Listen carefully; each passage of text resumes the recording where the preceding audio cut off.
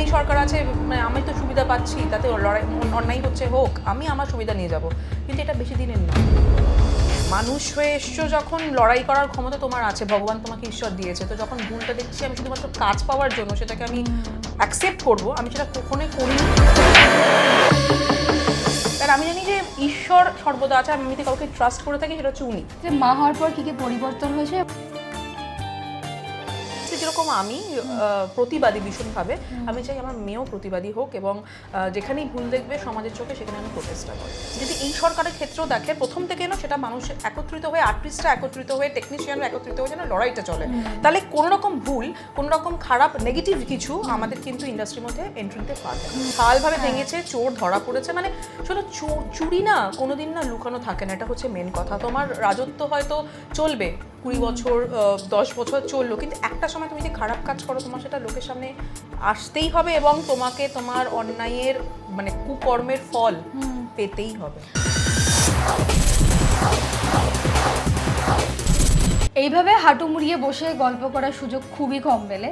আমরা বরাবরই একটু কাট আনকাট আড্ডাতেই চলে যাই, তবে আজকে একটু গল্পই করব, ইন্টারভিউ নয়, আজকে কোনো সরাসরি প্রশ্ন নয়, আজকে একটু আড্ডা দেবো। তানিয়া পাল আপনাদের খুবই পরিচিত একজন অভিনেত্রী, অনেক দিন ধরে প্রায় ধারাবাহিক থেকে বিরতি নিয়েছেন, কিন্তু এই বিরতি কি তার বিক্ষোভ আক্ষেপের, নাকি একেবারে নিজের একান্ত মতামত থেকে, তাই আজকে জানবো। এবং তার পাশাপাশি বলে রাখি আজকে যে তানিয়া পাল মা হয়েছে খুব সদ্য, তাই কিভাবে সবটা তিনি সামলাচ্ছে আজকে আড্ডায় থাকবে সবটাই। তানিয়াদি স্বাগত, এবং প্রথমে তো অভিনন্দন, অনেক অনেক ভালোবাসা। যে পুচকেটার সঙ্গে একটু আগে আলাপ করে এলাম, অসাধারণ, মানে এরকম লক্ষ্মী মেয়ে আমরা খুব কম দেখেছি। মা ইন্টারভিউ দিচ্ছে, মেয়ে ওখান থেকে পেছন থেকে বসে দেখছে। যাকে সেই সবে তো থাকবোই, কিন্তু বলো যে এই সময়টা কিভাবে যাচ্ছে, এবং মা হওয়াটা কি সত্যি মা হয়ে উঠতে পেরেছো এখনো? বিষয়টা হচ্ছে, অনেকেই বলে যে মা হওয়ার জার্নিটা খুব টাফ থাকে, একটা লং টার্ম জার্নি, যেখানে অনেক কিছু অভিজ্ঞতা হয়ে থাকে। ডেফিনেটলি সেটা আমার সাথেও হয়েছে, কিন্তু আমি না এখনো পর্যন্ত না বুঝে উঠতে পারছি না। আমি আমার বরকে মাঝে সাঝেই বলে উঠি যে এই আমি কি সত্যি মা হয়ে গেছি, মানে এটা আমি পেরেছি, মানে এরকম একটা ব্যাপার। কারণ আমাদের দেখবে বাঙালিদের মধ্যে না অনেক, বা হিন্দু ধর্মের মধ্যে অনেক কিছু মানে রিচুয়ালস থাকে, যে এটা করা যাবে না, ওটা করা যাবে না, এইসব অনেক কিছু থাকে। বাট আমি আমার যখন প্রেগনেন্সি জার্নিটাতে আমি পুরোপুরিভাবে এনজয় করেছি, এবং ওই যে রাত্রিবেলা নামা যাবে না, চুল খুলে ঘোরা যাবে না, আমি এটা মানিনি, আমি সবটা করেছি। এবং আমার ফ্ল্যাটে যদি তুমি, এটা আমার যেহেতু নিজের ফ্ল্যাট নয়, এটা আমার মায়ের বাড়িতে এসেছি তুমি জানো, তো আমার নিজের ফ্ল্যাটে তুমি যদি কোনোদিন আসো, আমার কিন্তু লিফট নেই বাড়িতে, মানে 5 তলায় আমি থাকি। তো সেই জায়গায় দাঁড়িয়ে আমি কিন্তু মানে 9 মাস, আরও বেশি দিন, 9.5 মাস প্রায়, হ্যাঁ, আমি কিন্তু ওঠানামা নিজে করেছি উপর থেকে। এবং কালী পুজোর দিন, সব থেকে বড়ো কথা বলি, কালী পুজোর দিন লোকে বলে যে আমাবস্যাতে একদমই প্রেগনেন্সি অবস্থায় বেরোনো বারণ। আমি যেহেতু ডেলি বেসিসে পথ কুকুরদের খাওয়াই, এটা আমার বহু বছরের একটা মানে অভ্যেস হয়ে গেছে। তো ওই সময়তেও আমি কিন্তু নিজেকে আটকাতে পারিনি, আমি রাত 12টার সময় নিজের ফ্ল্যাটে ঢুকেছি সব কাজ করে, কারণ আমি জানি যে ঈশ্বর সর্বদা আছে, আমি এমনিতে কাউকে ট্রাস্ট করে থাকি, সেটা হচ্ছে উনি। তো সেই জায়গা থেকে আমি যে এই সব কিছু একেবারে মানে করতে পেরেছি এবং মা হতে পেরেছি, এটা কখনো রিয়েলাইজ হচ্ছে ওকে দেখে যে এটা আমারই সন্তান। আমি ভাবছি এটা ওকে আমারই, মানে এটা বাইরের কারোর বাচ্চা না তো, মানে কারোর থেকে আমি যদি মানে ছোটো থেকেই না মানে ভীষণভাবে বাচ্চা খুব ভালোবাসি, আমি খুব বাচ্চা ভালোবাসি। তার মনে হয় কি কেউ দিয়ে গেছে আশেপাশের বাচ্চা, তাকে মানুষ করছে, এরকম একটা ব্যাপার। আবার রিয়েলাইজ হয় না না না, এটা তো আমারই বাচ্চা, এটা এরকম একটা ব্যাপার আর কি। কলকাতায় এসে মেয়েদের জন্য থাকার সুরক্ষিত জায়গা নৌকাবাড়ি, আ প্রিমিয়াম লেডিস হোস্টেল। কারণ আমরা তোমাকে দেখেছি বারবার ঘর সামলে রাখতে এবং ঘরটা আগলে রাখতে। আমরা অ্যানিভার্সারিতেও দেখেছি যে ধুমধাম করে নিজের হাজবেন্ডের জন্য কত কিছু করেছিলে। সেই বিষয় থেকে যে এই মুহূর্তে দাঁড়িয়ে সবাই নিজেদেরকে নিয়ে ভাবে যে নিজেকে একা রাখবে, নিজেকে অনেক বড় একটা জায়গায় নিয়ে যাবে, এবং এই মুহূর্তে সবাই দাঁড়িয়ে আলাদা হয়ে যাচ্ছে।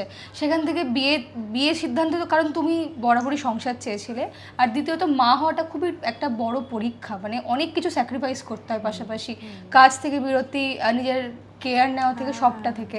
মনে হয়নি কখনো যে এটা একটু পরে হলে বেটার হতো, বা কেন করলাম? বিষয়টা হচ্ছে ও টোটালি আনপ্ল্যান্ড, মানে এটা মানে আমি কোনো প্ল্যানিং করে নিইনি। বাট আমার এরকম কোনোদিন ইচ্ছে ছিল না যে আমি মা হব না, আমার মা হওয়ার আগাগোড়াই ইচ্ছে ছিল।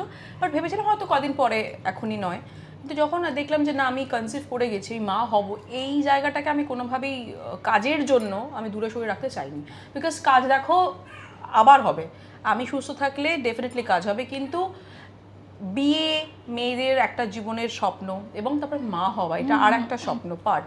তো আমাদের ও আমাকে ডাকছে করছে না ওখান থেকে করে, তো সেখান থেকে হচ্ছে বিষয়টা সবটাই আমার মনে হয় জীবনে পাওয়াটা দরকার। মানে একটা মেয়ে, একটা পরিপূর্ণ মানে মেয়ে হওয়াটা, যে বিয়ে তারপরে মা, আমার মনে হয় আমার কমপ্লিট কাজ তো হবেই, তাতে কি আছে। শারীরিকও তো অনেক পরিবর্তন হয়, কত Obviously স্ক্র্যাচ আসে হয়। বডিতে। না আমার মানে ভগবানের আশীর্বাদে কিছু আসেনি, জানি না কেন আসেনি। আমি যেহেতু মানে প্রচণ্ড এক্সারসাইজ করতে মানে পছন্দ করি, তো সেটা আমি করতাম। কদিন পর থেকে আমি আবার শুরুও করব। হ্যাঁ একটু মানে যেটা হয় একটু মোটা হয়ে যাবো, আমি অনেকটা স্লিম হয়ে গেছিলাম, বেবি হওয়ার পরে একটু ওয়েট গেইন করেছি। এগুলো না খুব সাময়িক, জানো তো, যারা বলে না এটা হয়ে যাবে ওটা হয়ে যাবে, সব ঠিক করে নেওয়া যায়। মানে এই আনন্দটা উপভোগ করার জন্য আমার মনে হয় জীবনে প্রত্যেকটা মেয়েকে একবার মা হওয়াটা উচিত। না যারা বলে না আমি পারবো না, অসম্ভব, সব কিছু করা যায়। এটা না এমনই একটা ভগবানের দান যে প্রথম দিন থেকে ডে 1 থেকে যখন আমি ওকে হাতে নিয়েছি, আমি আর আমার হাজব্যান্ড মিলিয়ে এখনও টেক কেয়ার করি অলমোস্ট। আমি সময় দিই আমার বাচ্চাকে। তো আমি আমার ফ্ল্যাটে একা থাকি আমার হাজব্যান্ডের সাথে, তো আদার্স কেউ নেই দেখার জন্য। এটা একটা অদ্ভুত শক্তি, তুমি নিজে থেকেই না সব কিছু করতে পারবে। লোকে বলে পারা যায় না, সব পারা যায় গো। আর এটা গড গিফটেড, এইটুকু বলতে পারি। খুঁড়ে পেয়েছি তো, ঘুনো পেয়েছে তো মা, ঘুনো পেয়েছে মামা। কি ডিস্টার্ব করছে সবাই না? হ্যাঁ ডিস্টার্ব করছে সবাই মিলে। এরম করে নাও, ওরম করে নাও মাম্মা।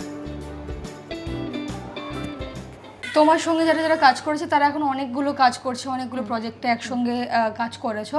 কখনো মনে হয় না যে তারা অনেকটা বেশি এগিয়ে গেল, আমার হয়তো অনেকটা সময় চলে এলো আবার পিছিয়ে, আবার অনেকটা মানে প্রথম থেকে শুরু করতে হবে বিষয়টা? বিষয়টা কি তো আমার এখানে যেটা লেখা আছে আমি এটাকে খুব বিশ্বাস করি, সেটা আমার ওইটুকুই আমি পাবো। মানে বেশি কিছু আশা করে তো লাভ নেই। যদি আমার এখানে যাওয়ার থাকে তো আমি এখানে যাবই, আজ নয় কাল, এটা আমি খুব বিশ্বাস করি। আর আমি খুব একজন লড়াকু এবং আমি খুব কাজ করতে ভালোবাসি, আমি খুব হার্ডওয়ার্কিং একজন মেয়ে। তো আমি জানি আজকে যে বসে গেছি এটা আমি ঠিক আবার ম্যানেজ করে নিয়ে আমি আমার কর্মজগতে খুব তাড়াতাড়ি দ্রুত ফিরতে পারবো, কারণ আমি কাজে খুব বিশ্বাস করি। আর আমি ওই কুড়ে হয় না একজন আমি পারবো না ল্যাদ খাওয়া ব্যাপারটা না, আমি খুব হার্ডওয়ার্কিং। মানে আমাকে তুমি অ্যাট এ টাইম আমাকে তুমি সব দাও, আমি সব ম্যানেজ করতে পারি। ঘর, অ্যাক্টিং প্রফেশন বলো, আমি একসময় রাজনীতিও করেছি, তখনও সব ম্যানেজ করেছি, আমি সব দিকটা ব্যালেন্স করতে পারি। তো আমি জানি আমি খুব দ্রুত ব্যাপারটাতে আবার আমি কলকাতায় এসে মেয়েদের জন্য থাকার সুরক্ষিত জায়গা নৌকাবাড়ি, আ প্রিমিয়াম লেডিজ হোস্টেল। ডেস্টিনিতে ভীষণ বিশ্বাস করো? একদম একদম, এটা উচিত করা। কারণ হ্যাঁ তার সাথে ডেফিনেটলি হার্ড ওয়ার্কিং, দুটো তো না কম্বাইন হলে তো কিছু করা যাবে না। তো আমি যদি ঘরে বসে থাকি আমাকে থোড়ি না কেউ কাজ দেবে, আমাকে তো আবার সেই জায়গাতে নিজেকে নিয়ে যেতে হবে, আবার বলতে হবে যে আমি এখন ফ্রি আছি, আমি কাজ করতে চাই। সেই জায়গাতে আমাকে আবার একটুভাবে নিজে অ্যাক্টিংটাকে নিয়ে পলিশ করতে হবে ঘরে, সব কিছু মিলেই হয়ে যাবে। তুমি একটু বলো যে এই মা হওয়া নিয়ে আমরা আলোচনা করছিলাম যে খুব কঠিন একটা বিষয়, এবং তুমি বলে যে সবাইকেই সবটা করা উচিত, কারণ না হলে বুঝতে পারবে না আসল মর্যাদাটা কি।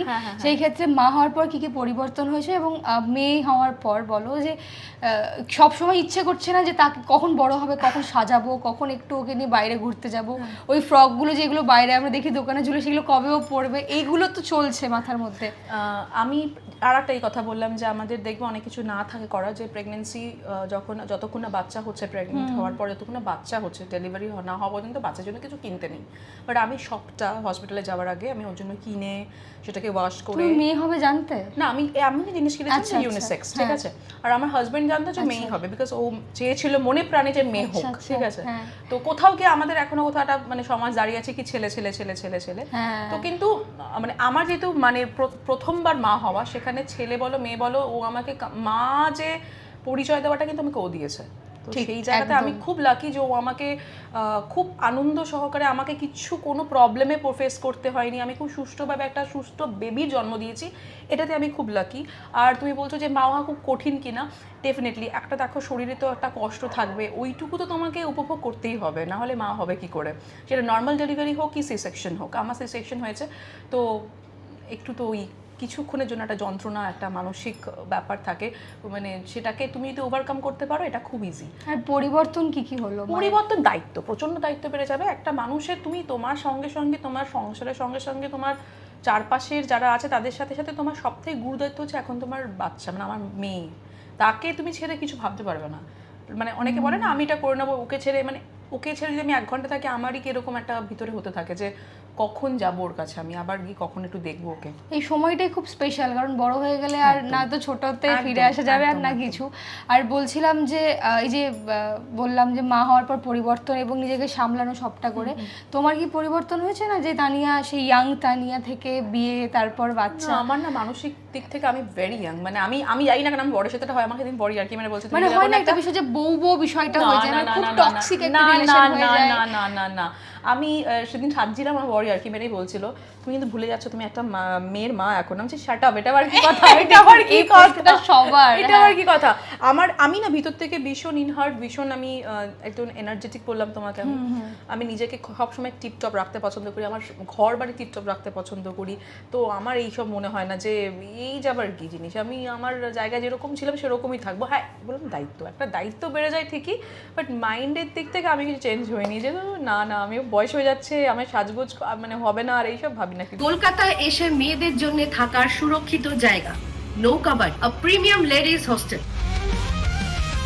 আচ্ছা, মেয়ের মার কি কি ইচ্ছে এখন হচ্ছে নতুন করে মেয়ের জন্য? মানে বড় হবে আস্তে আস্তে, ওকে একটু চেঞ্জ করবো, এইভাবে দেখবো, কিভাবে তুমি এবং হাজবেন্ড দুজনেই মানে কিভাবে প্ল্যান করছো বিষয়গুলো? সামনে ওর অন্নপ্রাশন, এটা নিয়ে আমরা গতকাল রাত্রেই আমরা দুজনে কথা বলছিলাম। বিশাল প্ল্যানিং আছে ওটা নিয়ে আমাদের, জানি না কতটা উপরওয়ালা আমাদের সঙ্গ দেবে, বিকজ সবটাই হচ্ছে উপরওয়ালার উপরে। আমাদের দুজনে একটা আলোচনা হচ্ছিলো যে একটা বিয়ের মোটামুটি একটা আয়োজন হতে পারে ওর জন্য। তো এবার আস্তে আস্তে স্টেপ বাই স্টেপ যেভাবে আমরা দেখা যাক কী হচ্ছে না হচ্ছে। কিনতে তো থাকছি, শপিং তো কনস্ট্যান্ট ওর জন্য কিনছি, ভাবছি কিনবো না, এই তো বড় হয়ে যাবে, সেই কেনাকাটি হয়ে যাচ্ছে। ওকে ভালো মানুষ করা, আর কিছু না। আমার স্বপ্ন একটাই, আমি ভগবানকে ঈশ্বরের কাছে এটাই বলতাম আমার প্রেগনেন্সি অবস্থায়, যে আমাকে ছেলে দাও কি মেয়ে দাও, যেন সুস্থ একটা সন্তান হয় এবং সে ভালো মানুষ হিসেবে পৃথিবীর বুকে আসে এবং কিছু ভালো কাজ করতে পারে। আমি চাই আমার মেয়ে অনেক ভালো হোক, সমাজের জন্য কিছু ভালো করুক, এটাই আমি চাই। আর বাবা কিভাবে লক্ষ্মীকে সামলাচ্ছে? মানে ওকে দেখে তো মনে হয় যে আমি আমার হাজবেন্ডকে একদম একটা অন্য রূপে দেখছি। তুমি যেটা কথাটা বললে, আমার হাজবেন্ড অতটা না বাচ্চার ভালো লাগে, ঠিক আছে, ইটস ওকে, বাট ওই ধরে একজন হয় না যে আদর করে, যেটা আমি খুব পছন্দ করি, সেটা ওর মধ্যে ছিল না। তো ও যখন বলতো যে না দেখো বাচ্চা হলে কিন্তু তুমি মায়ের কাছে থাকবে, আমি পারবো না, ঠিক আছে, আমার এসব ভালো লাগে না, প্যাঁ পু এনা তেনা, সেটা একদম পুরো চেঞ্জ। মানে পটি করলে ও পরিষ্কার করে দিচ্ছে, মানে এরকম একটা ব্যাপার, স্নান করে দিচ্ছে, যেটা আমি ওকে দেখে আমি ভাবছি নতুন একজন মানুষ, সারাক্ষণ ও হ্যান্ডেল করছে, ওকে কোলে নিতে পারছে। প্রথম পারতো না, এখন একটু ইউজ টু হয়েছে। আর বাবা কিভাবে দেখছে মেয়ের জন্য ভবিষ্যৎ? কারণ আমরা সেম গো, আমাদের দুজনেরই একই ভালো জিনিসটা, মানুষের কোনো প্রেশারাইজ কিছু নেই যে তোমাকে ডক্টর হতে হবে, তোমাকে এটা হতে হবে, ওটা হতে হবে, কোনো আমাদের মানে এইসব প্ল্যানিং নেই। আমি চাই ওকে মানে ভালো মতন শিক্ষা দিয়ে মানে ভালো একজন মানুষ যেন হয়, ব্যাস এটাই চাই।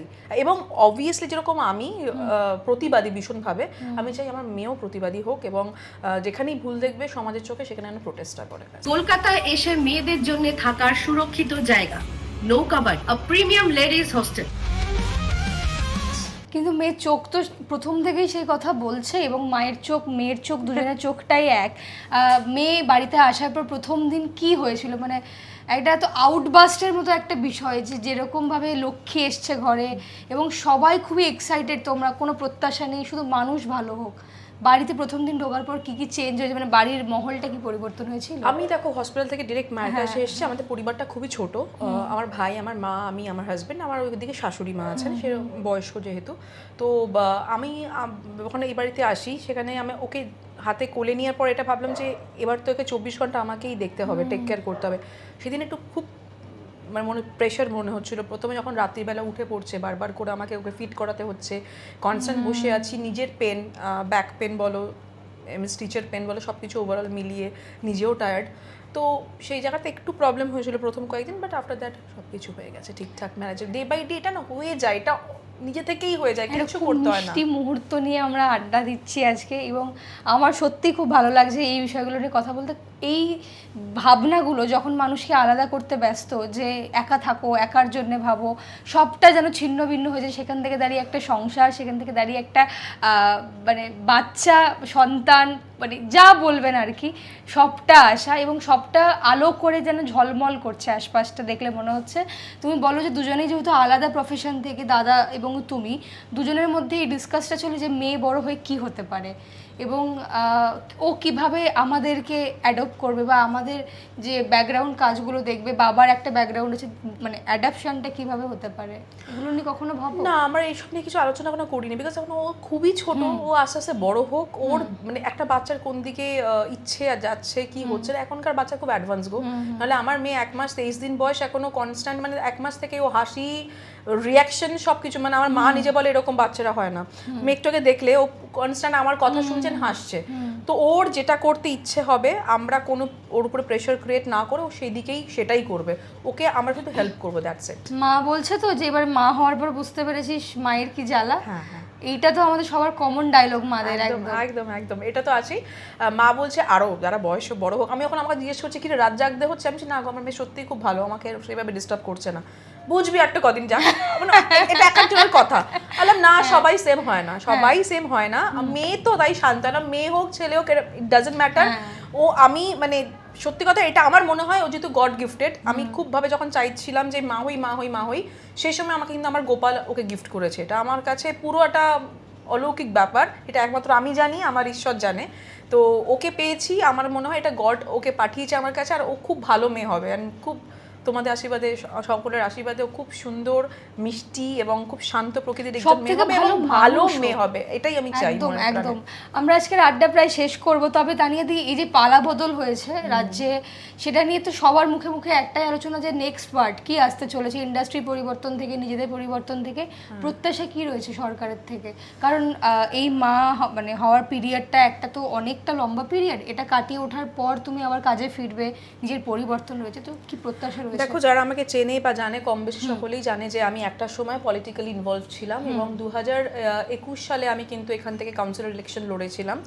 তো আমার রাজনীতি থেকে অনেক কিছুই শেখা এবং অনেক অভিজ্ঞতা অর্জন আমি করেছি। তো নতুন যে সরকার এসছে, তো আমি মনে প্রাণে খুবই খুশি। আশা করব উন্নয়নের দিকটা আরও বেশি করে, মানে অবভিয়াসলি যেগুলো মানুষ পায়নি এতগুলো দিন ধরে, এতগুলো বছর ধরে, 15 বছর ধরে, তো মানুষ সেগুলো পাবে। এবং আমাদের যেটা আমার যে প্রফেশন, অ্যাক্টিং প্রফেশনে, সেখানে দেখেছোই কি মানে বিভৎস রকমের আমাদের ক্ষতি হয়েছে। এবং যারা বলতে পারতো না, যারা মানে তাদের তখন মানে মুখ বন্ধ থাকতো কাজের ভয়ে, সেটা আমি মনে করি না। আমার এই জায়গাটাই খুব মানে আমার অবজেকশন, যে কেন মানুষ হয়ে এসছো যখন, লড়াই করার ক্ষমতা তোমার আছে, ভগবান তোমাকে ঈশ্বর দিয়েছে, তো যখন ভুলটা দেখছি আমি শুধুমাত্র কাজ পাওয়ার জন্য সেটাকে আমি অ্যাকসেপ্ট করব, আমি সেটা কখনোই করিনি। আর আমার মনে হয় এই জিনিসটা যদি এই সরকারের ক্ষেত্রেও দেখে, প্রথম থেকে না সেটা মানুষ একত্রিত হয়ে, আর্টিস্টরা একত্রিত হয়ে, টেকনিশিয়ানরা একত্রিত হয়ে যেন লড়াইটা চলে, তাহলে কোনো রকম ভুল, কোনো রকম খারাপ নেগেটিভ কিছু আমাদের কিন্তু ইন্ডাস্ট্রির মধ্যে এন্ট্রি নিতে পারবে না।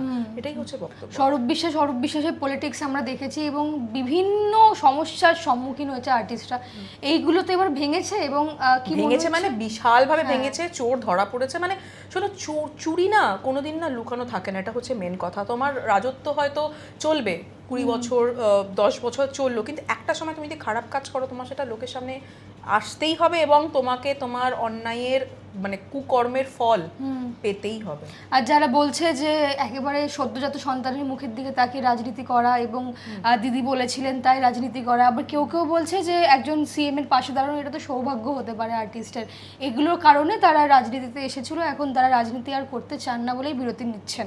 এগুলো কি একজন পলিটিশিয়ানের থেকে এক্সপেক্টেড, মানে আমরা কি এক্সপেক্ট করতে পারি? আমি বললাম না, মেরুদণ্ডটা সোজা রাখতে হবে, জানো তো। এইসব কজগুলো আমিও দিতে পারতাম, আমি যখন প্রেগনেন্ট ছিলাম তখন কিন্তু আমিও লড়াই করেছি। সেগুলো নয় তোমাকে আরেকদিন গল্প মানে বলবো, আড্ডা আরেকদিন সেটা নিয়ে হবে, কিন্তু লড়াই করার জন্য কোনো কজ লাগে না আমার মনে হয় না। তার জন্য আমার হাজবেন্ড আছে বলে, আমার কাজ আছে বলে, আমার বাচ্চা আছে বলে লড়াই করার মানসিকতা থাকলেই লড়াই করা যায়। তারা অ্যাকচুয়ালি সেই সুবিধা নিয়েছে। যখন মানে হয় না যে আমি এখন এই সরকার আছে, মানে আমি তো সুবিধা পাচ্ছি, তাতে লড়াই অন্যায় হচ্ছে হোক, আমি আমার সুবিধা নিয়ে যাব, কিন্তু এটা বেশি দিনের নয়। কলকাতায় এসে মেয়েদের জন্য থাকার সুরক্ষিত জায়গা, নৌকাবাড়ি, আ প্রিমিয়াম লেডিজ হোস্টেল।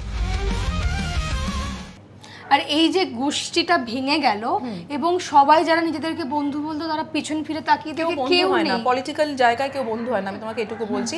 এবং ইন্ডাস্ট্রিতেও কেউ বন্ধু হয় না, খুব কম সংখ্যক ছাড়া, খুব কম সংখ্যক ছাড়া। আমি বলছি এখানে কাজের কর্মস্থানে, পলিটিক্যাল জগতে বলো, কোনো কেউ বন্ধু হয় না। নিজে সব স্বার্থ নিয়ে মানুষরা, এখন আমরা হচ্ছে এরকমই, স্বার্থ নিয়ে চলি। স্বার্থ নেই তাই তো দেখেছি তুমি নেই। এখন দেখো না আমাদের প্রাক্তন যে মুখ্যমন্ত্রী, তাহলে তার সাথে কে কে আছে?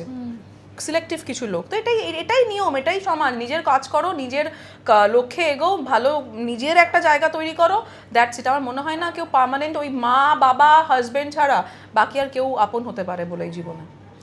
আজকের আড্ডা এখানেই শেষ করবো। কেমন লাগলো আজকের আড্ডা অবশ্যই জানাবেন। ভালো থাকুন, ভালো রাখুন। টলিউড ফোকাস কলকাতা চ্যানেলটি আপনাদের ভালো লেগে থাকলে লাইক করুন, সাবস্ক্রাইব করুন এবং অবশ্যই আপনাদের পছন্দের ভিডিওটি শেয়ার করুন। Tollywood focus Kolkata.